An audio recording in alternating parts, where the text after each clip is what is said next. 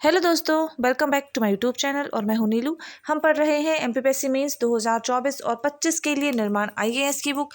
यह पेपर 1 के part first की यूनिट 2 से संबंधित है। मध्य प्रदेश का इतिहास एवं प्रमुख राजवंश। इसके तहत हम परमार वंश को कंप्लीट कर रहे थे। इसके पहले के जो भी वीडियोज हैं वो आपको मेरे यूट्यूब चैनल की प्लेलिस्ट में मिल जाएंगे, तो आप लोग वहाँ से देख सकते हैं। आज हम पढ़ने वाले हैं परमारकालीन प्रशासनिक व्यवस्था। चलिए स्टार्ट करते हैं।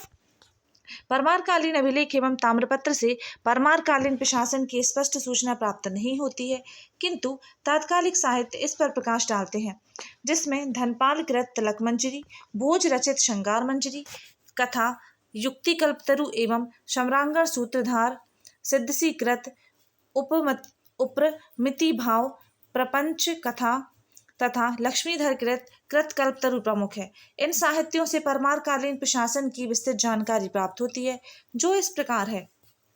अब इसके अंतर्गत हम सबसे पहले देखेंगे केंद्रीय प्रशासन। केंद्रीय शासन परमारकालीन शासन व्यवस्था राष्ट्रतंत्रात्मक शासन प्रणाली पर आधारित थी, जिसमें राजा सर्वोच्च होता था। शासक मुख्यतः महाराज, महाराजाधिराज, नृप एवं भूप जैसी उपाधियां धारण करते थे। बागपति मुंज के पश्चात के शासकों ने परम भट्टारक, महाराजाधिराज, परमेश्वर, श्री वल्लभ, पृथ्वी वल्लभ, अमोघ वर्ष, कवि बांधव, महाकुमार आदि उपाधियां धारण की। परमार वंशीय शासक स्वयं ही विधि निर्माता, संचालनकर्ता, सेनाध्यक्ष एवं अंतिम न्यायपति होते थे तथा राजा कोष का स्वामी भी होता था। परमारकालीन पदाधिकारी एवं विभाग परमारकालीन साक्ष्यों से अनेक पदाधिकारियों की जानकारी प्राप्त होती है, जो इस प्रकार हैं। अब हम परमारकालीन पदाधिकारियों को एक एक करके देखेंगे, जिनमें पहला है अमात्य, जो कि मंत्री था। राजा के बाद दूसरा महत्वपूर्ण पद होता था एवं इसकी नियुक्ति राजा करता था। इसका कार्य राजा को शासन संचालन में परामर्श देना था। नेक्स्ट है महासंधि विग्रहिक, विदेश मंत्रालय का प्रमुख अधिकारी था। नेक्स्ट महादंडाधिपति, यह न्याय विभाग की निगरानी हेतु नियुक्त अधिकारी था। सैन्यपति, सेना का प्रमुख नेतृत्व करता। वाहिनीपति, रथों, अश्वों तथा गजों का अधिकारी। सौलिक, कर एकत्रण कार्य का निरीक्षक। नेक्स्ट है मंडपिका, कर एकत्रित करने वाली संस्था थी। इसके अतिरिक्त तिलक मंजरी में एक मंत्री को बुद्धि सचिव की उपाधि प्रदान की गई थी। नेक्स्ट है क्षेत्रीय प्रशासन। तिलक मंजरी में परमार शासकों के क्षेत्रीय प्रशासन का उल्लेख किया गया है, जिसकी संरचना इस प्रकार है। दक्षिणापथ दंडनायक, दक्षिणापथ दंडनायक यह दक्षिण क्षेत्र का प्रशासक। उत्तरापथ दंडनायक यह उत्तरी क्षेत्र का प्रशासक था। राजगुरु, राजा का धर्म सम्मत परामर्श करता। महापुरोहित, धार्मिक कार्य का अनुष्ठान करता। कुशल प्रशासन हेतु मालव देश को छोटे छोटे मंडलों में विभक्त किया गया था। इनकी राजधानी नगरों की संख्या में श्री लगाया जाता था, जैसे श्री धारा नगरी, श्रीमत्स, उज्जैनी आदि। मंडलों का विस्तृत वर्णन अभिलेखों में उपलब्ध है, जिसमें 1 दर्जन से अधिक मंडलों का उल्लेख है। इन मंडलों का शासन राज्यपालों द्वारा संचालित होता था। मंडलों को विषयों तथा भोगों में विभक्त किया गया था, जिसकी तुलना आधुनिक जिलों से कर सकते हैं। इसका प्रशासन संभवतः विषयपति या भोगपति करते थे। ग्राम सबसे छोटी इकाई थी, जिसका प्रशासन ग्रामकूट द्वारा होता था, जो कि आनुवंशिक पद था। ग्रामकूट ग्रामीण सेना का प्रमुख होता था। अन्य स्थानीय अधिकारियों में मुख्यतः तालारियां, तालाराध्यक्ष, महत्तम, दंडपाशिक, चौरिक, मार्गदाय,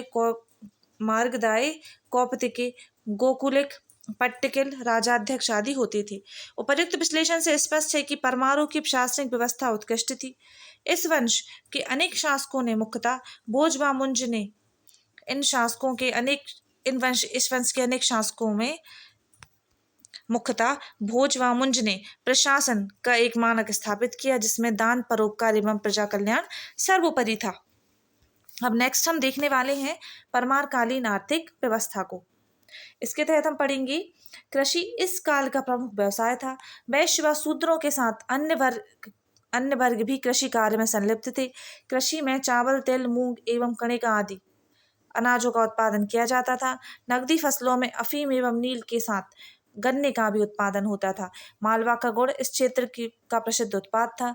तात्कालिक समाज में पान, नारियल, आम व मधुक का उपभोग किया जाता था। भोजकृत युक्ति कल्पतरु से स्पष्ट होता है कि परमार राज्य में अनेक उद्योग धंधे प्रचलित थे, जैसे जुलाहे, सूत कातना, कपड़ा बुनना, वस्त्र उद्योग आदि थे। इसके अतिरिक्त स्वर्णकार, लोहार, वास्तुविद भी समाज में कार्यरत थे। श्रृंगार मंजरी एवं तिलक मंजरी में अनेक प्रकार के लकड़ी के फर्नीचर, कुर्सी, चारपाई, धातु, काष्ठ का उल्लेख प्राप्त होता है। इसी प्रकार आभूषण तथा विभिन्न रत्नों के नाम प्राप्त होते हैं, जो कि सोने, चांदी तथा बेशकीमती पत्थरों से निर्मित होते थे। नेक्स्ट है मुद्राएं। परमारकालीन शासक नरवर्मन, उदयादित्य, जयवर्मन आदि के सोने, चांदी, तांबे के सिक्के प्राप्त हुए हैं। परमार काल में उनके आधिपत्य के पूर्व लगभग 500 ईस्वी से 1200 ईस्वी तक की अवधि में हिंद सासानी या गधिया नामक मुद्राएं प्रचलित थी। नेक्स्ट है, परमारकालीन अभिलेखों में मुद्राओं को कई नामों से जाना जाता है, जैसे द्रम, रूपक, अर्धरूपक, गांधार, द्रम, सुवर्ण, दीनार, बिशोक, वृषभ और बराह आदि। मेरुतंग ने अपने ग्रंथ में उज्जैनी के संबंध में भोज की मुद्रा को टंका कहा है। अब नेक्स्ट हम देखेंगे परमारकालीन साहित्य। परमारकालीन साहित्य प्रमाण व स्थापत्य के भग्नावशेष अभी भी मालवा व अन्य क्षेत्रों से प्राप्त होते हैं, जो तात्कालिक कला एवं विद्वता का परिचय देते हैं। परमार काल संस्कृत साहित्य की दृष्टि से महत्वपूर्ण काल रहा। इस काल में अनेक संस्कृत साहित्यों की रचना अलग अलग शासकों के संरक्षण में की गई थी। धारा नगरी को कवि, साहित्यकार एवं विद्वानों का काबा माना जाता था। परमार वंश में सर्वाधिक साहित्य रचनाएं भोज महान के शासनकाल में की गई थी। परमारकालीन साहित्य का विवरण इस प्रकार है। परमारकालीन साहित्य दो भागों में देखेंगे हम, जिसमें पहला होगा भोजकालीन साहित्य और दूसरा होगा अन्य शासककालीन साहित्य। पहले हम देखेंगे सबसे पहले भोजकालीन साहित्य। राजा भोज ने ज्ञान की लगभग सभी विधाओं में योगदान दिया। राजा भोज न केवल विद्वानों के संरक्षक थे, अपितु स्वयं भी एक महान विद्वान एवं लेखक थे। राजा भोज को महाराजाधिराज, कविराज, शिष्ट श्रोमणी, धारेश्वर श्री भाजदेव की नामक उपाधि से विभूषित किया गया था। भोजकालीन भोज प्रबंध में अनेक विद्वानों की सूचना मिलती है। कहा जाता है कि भोज के संरक्षण में लगभग 500 विद्वान थे। राजा भोज के द्वारा लगभग 33 ग्रंथों की रचना स्वीकार की गई है, जो विभिन्न विषयों पर आधारित थे एवं उनका विवरण इस प्रकार है। तो हम राजा भोज के ग्रंथों को देखने वाले हैं। सबसे पहले हम देखेंगे इनके संस्कृत साहित्य शास्त्र में सरस्वती कंठाभरण तथा श्रृंगार प्रकाश प्रमुख संस्कृत साहित्य है, जिनमें भोज ने अलंकार एवं रस के अतिरिक्त प्रायः सभी काव्य तत्वों एवं विचारों को समायोजित किया है। नेक्स्ट है साहित्य। इसमें चंपू रामायण, श्रृंगार मंजरी कथा माफ कीजिए, चंपू रामायण, श्रृंगार मंजरी कथा, अवनी कूर्म शतक, कोदंड काव्य, सुभाषित प्रबंध, विद्या विनोद, शाली कथा, महाकाली विजय, वाग्देवी स्तुति आदि में कथा, घटनाओं इत्यादि का वर्णन है। नेक्स्ट है कोश, नाम मालिका, अमख्याख्या, अनेकार्थ कोश आदि शब्दकोश ग्रंथ हैं, जिनमें अनेक नाम व अर्थों को वर्णित किया गया है। अब नेक्स्ट है संगीत। गीत प्रकाश में राजा भोज द्वारा संगीत के विभिन्न विषयों पर प्रकाश डाला गया है। इतिहास, संजीवनी एक इतिहास ग्रंथ है, जिसमें तात्कालिक समय की घटनाओं का वर्णन किया गया है। और नेक्स्ट है दर्शन शास्त्र। दर्शन, सिद्धांत संग्रह, सिद्धांत सार पद्धति, राजमार्तंड, योग सूत्रवृत्ति, शिव तत्व, रत्नकलिका, तत्व चंद्रिका, न्यायवर्तिक, तत्व प्रकाश आदि दर्शन शास्त्र के ग्रंथों में सत्य, जीवन, अर्थ, मानव चिंतन आदि पर विस्तृत रूप से प्रकाश डाला गया है। नेक्स्ट है स्थापत्य। सम्रांगण, सूत्रधार, युक्ति, कल्पतरु आदि प्रमुख स्थापत्य ग्रंथ है, जिनमें मंदिर स्थापत्य, भवन निर्माण, मूर्ति शिल्प, प्रतिभा विज्ञान आदि पर विस्तृत चर्चा की गई है। भोज द्वारा रचित उपर्युक्त ग्रंथों के अतिरिक्त भोज के संरक्षण में विद्वानों ने भी अनेक ग्रंथों की रचना की है। भोज प्रबंध, इस ग्रंथ की रचना बल्लाल देव द्वारा की गई थी, जिसमें भोजकालीन अनेक विद्वानों का वर्णन किया गया है। नेक्स्ट है क्षीतरंगिनी। क्षीर स्वामी द्वारा रचित यह व्याकरण ग्रंथ है। वर्तमान संदर्भ में सर्वप्रथम जर्मन लेखक लिविश ने इसका अनुवाद जर्मन भाषा में किया था। नेक्स्ट है भाव प्रकाश। यह भाव मिश्र का आयुर्वेद पर प्रसिद्ध ग्रंथ है, जिसमें विभिन्न रोगों व उनके निवारण का उल्लेख है। राजा भोज का साहित्य के प्रति समर्पण एवं ख्याति देश विदेश तक पहुंच चुकी थी, अतः दूर दूर के विद्वान और कवि धन, मान और यश को पाने की इच्छा से धारा नगरी की ओर आकर्षित हुए। इसी श्रृंखला में कश्मीर का विद्वान बिल्हड़ धारा पहुंचा था, किंतु उसे पहुंचने में विलंब हो चुका था और तब तक राजा भोज यह लोक छोड़ चुके थे। अब हम नेक्स्ट देखेंगे अन्य शासककालीन साहित्य। राजा भोज के पश्चात बागपति मुंज, नरबर्मन, अर्जुन बर्मन आदि परमार शासकों के संरक्षण में भी विद्वानों ने साहित्य रचा, जो इस प्रकार है। मुंज प्रतिदेश व्यवस्था। इसमें बागपति द्वितीय मुंज ने भारतवर्ष की भौगोलिक स्थिति का वर्णन किया है। नेक्स्ट है नागपुर प्रशस्ति। इसकी रचना नरबर्मन द्वारा की गई थी। इसमें इतिहास एवं तात्कालिक समाज की जानकारी प्राप्त होती है। नेक्स्ट है रसिक मंजरी। अर्जुन बर्मन द्वारा रचित इस कृति में अमरू शतक की उच्च कोटि की समीक्षा है। रसिक मंजरी की रचना भानुदत्त ने की थी, जो कि हर्ष के समकालीन थे। नेक्स्ट है अभिधान रत्नमाला। यह रचना हलायुध कोश के नाम से अधिक प्रसिद्ध है। इसकी रचना हलायुध ने की थी। हलायुध ने कवि रहस्य, कविता ग्रंथ, मृत संजीवनी आदि ग्रंथों की रचना की। नेक्स्ट है नवसाय सांक चरित्र।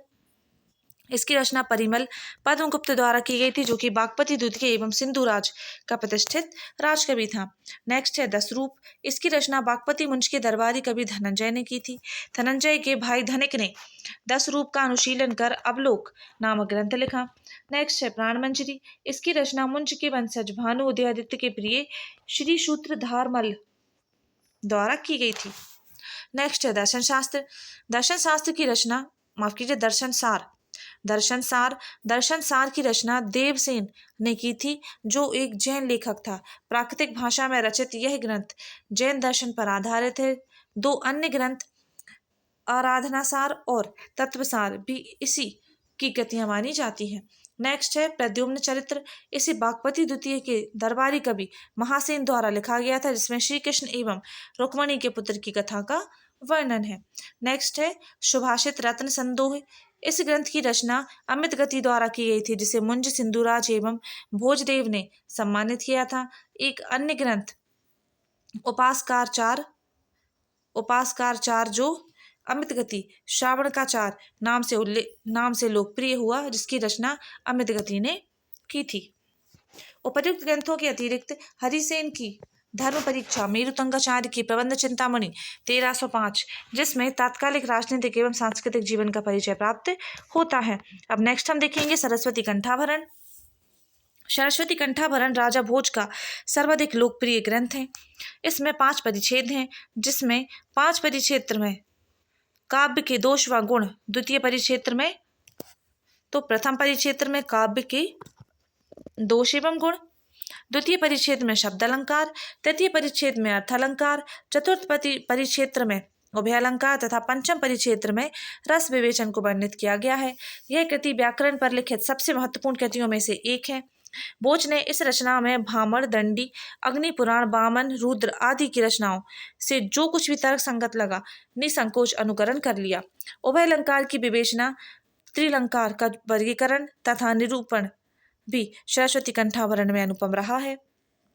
उनकी इस असामान्य प्रतिभा का आकलन न कर पाने के कारण आधुनिक समीक्षक उनके विषय में कपोल कल्पनाएं मात्र करते रहते हैं। नेक्स्ट है सम्रांगण सूत्रधार। यह राजा भोज का लोकप्रिय ग्रंथ था, जो कि संस्कृत भाषा में लिखा गया था। यह वास्तुकला का उत्कृष्ट ग्रंथ है। इसमें 83 अध्याय उपलब्ध हैं। इस ग्रंथ में नगर नियोजन, भवन निर्माण, मंदिर स्थापत्य, मूर्ति शिल्प, प्रतिमा लक्षण, प्रतिमा विज्ञान, प्रतिमा मापन, प्रतिमाओं की मुद्राएं, शरीर भंगिमा एवं पाद मुद्राओं की विस्तृत व्याख्याएं प्रस्तुत हैं। सम्रांगण सूत्रधार के यंत्राध्याय में विमान यंत्र, पारद, अग्नि आदि यांत्रिक कलाओं का उल्लेख है, किंतु उनके बनाने की विधि स्पष्ट नहीं है। किसी भी यंत्र में क्या क्या गुण दोष होने चाहिए, यह सम्रांगण सूत्रधार में विस्तार पूर्वक बताया गया है। सम्रांगण सूत्रधार में न केवल स्थापत्य कला अपितु मूर्ति कला की भी विस्तृत व्याख्या की गई है। भवन निर्माण पर यदि प्रकाश डालें तो इसमें 3 प्रकार के भवनों की चर्चा की गई है। पहला है देव भवन, दूसरा राजभवन और तीसरा है साधारण भवन। अतः सम्रांगण सूत्रधार न सिर्फ प्राचीन अपितु आधुनिक यंत्रों की भी विस्तृत चर्चा की गई है, जो कि वर्तमान में भी अपनी महत्वता प्रकट करते हैं। अब हम देखने वाले हैं परमार कालीन स्थापत्य कला। स्थापत्य कला को अब हम पढ़ेंगे। परमार वंशीय शासक निसंदेह महान निर्माणकर्ता थे।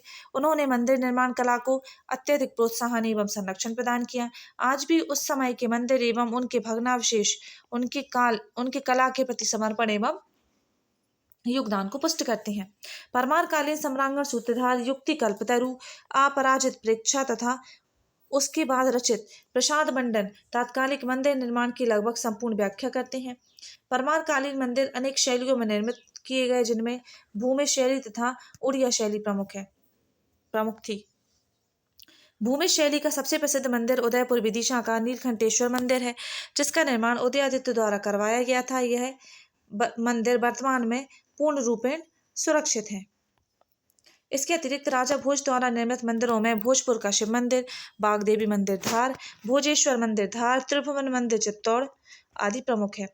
भोज के उत्तरवर्ती शासकों में उदयादित्य, त्रिलोक्यवर्मन, देवपाल, जयवर्मन द्वितीय आदि ने अनेक स्थलों पर मंदिर निर्माण करवाए। उदयादित्य द्वारा निर्मित ऊन खरगोन के मंदिर जीर्ण शीर्ण अवस्था में है।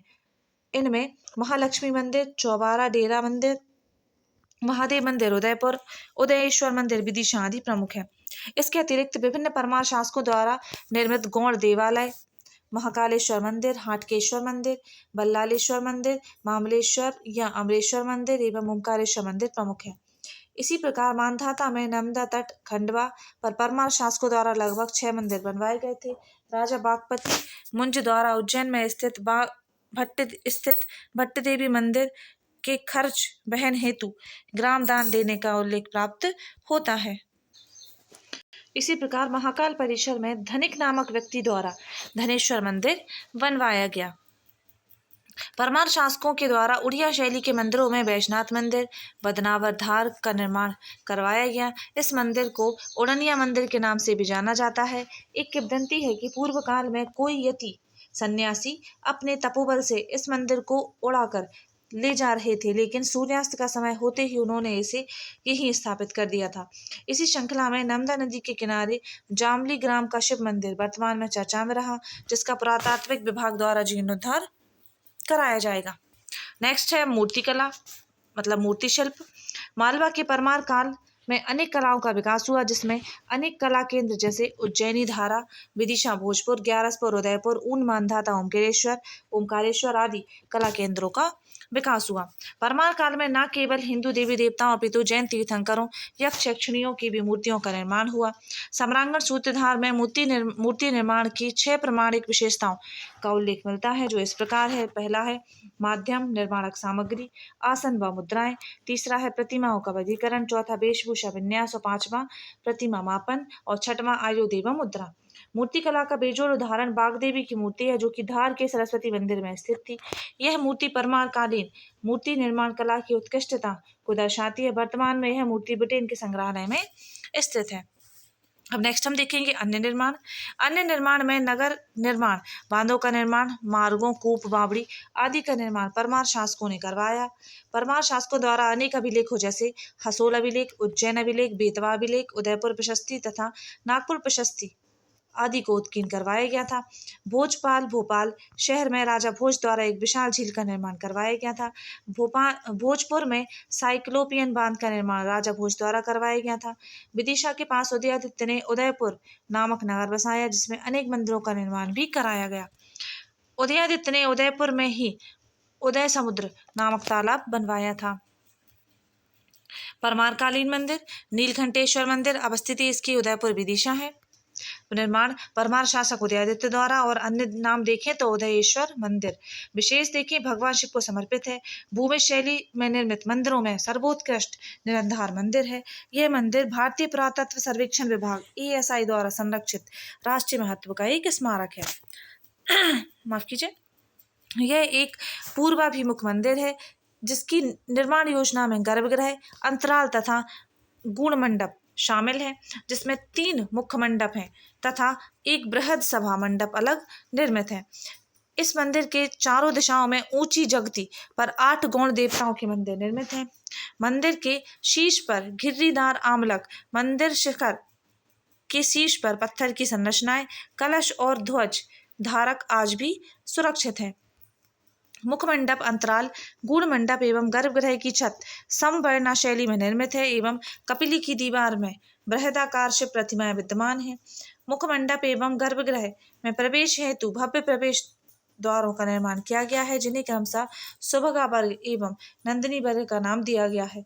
सन 1944 में अनेक विदुषी स्टेला क्रैमरिश ने इस मंदिर का शोध किया था।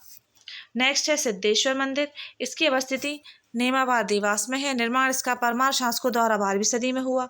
अन्य नाम सिद्धनाथ मंदिर है। विशेष देखें तो भगवान शिव को समर्पित है।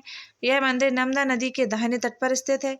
यह एक पश्चिमाभिमुख मंदिर है जो निर्माण योजना के अनुसार तारकीय सप्तरथ भूमिजा वास्तुकला शैली में निर्मित है।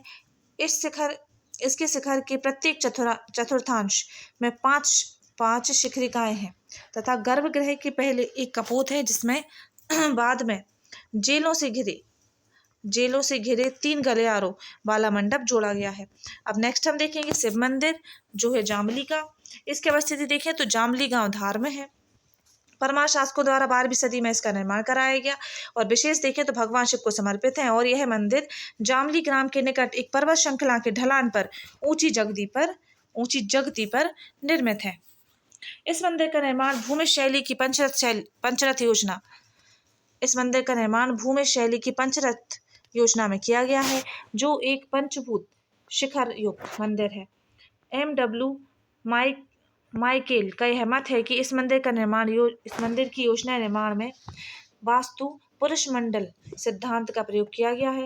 नेक्स्ट है भोजपुर का शिव मंदिर। अवस्थिति देखें तो भोजपुर रायसेन है। निर्माण परमार शासक भोज द्वारा 11वीं सदी के उत्तरार्ध में। अन्य नाम इसका देखें तो भोजेश्वर मंदिर है। विशेष भगवान शिव को समर्पित मंदिर है। पुरातत्व सर्वेक्षण, भारतीय पुरातत्व सर्वेक्षण विभाग ASI द्वारा राष्ट्रीय महत्व के स्मारक के रूप में नामित है। यह अर्धनिर्मित मंदिर है जो एक ऊंची जगती पर स्थापित है। यह एक विशिष्ट प्रकार का मंदिर है जिसमें विद्वानों द्वारा सामान्यतः राक्षस प्रसाद, स्वर्गारोहण प्रसाद या समाधि भी कहा गया है। इस मंदिर में प्रतिष्ठित स्थापित शिवलिंग की ऊंचाई लगभग 18 फीट है, जो एकाक्ष पत्थर से निर्मित है। गर्भगृह की कल्पना नवरंग मंडप के रूप में की गई है, जो सैद्धांतिक रूप से 9 उपखंडों में विभक्त है। इस मंदिर की निर्माण योजना में मांगलिक चिन्हों का समावेशन भी देखने को मिलता है। तो ये हमारा पूरा परमार चैप्टर कंप्लीट हो चुका है, परमार राजवंश। अब इसके कुछ स्मरणीय तथ्य हैं जिनको हम देखने वाले हैं। तो परमार वंश ये आपको 2 नंबर में पूछे जा सकते हैं। ये शॉर्ट में है पूरे। जैसे परमार वंश लिखा आ जाएगा तो उसके बारे में लिखना पड़ेगा। तो इसका संस्थापक उपेंद्र या उपेंद्र राज था। राजधानी धारा नगरी धार थी।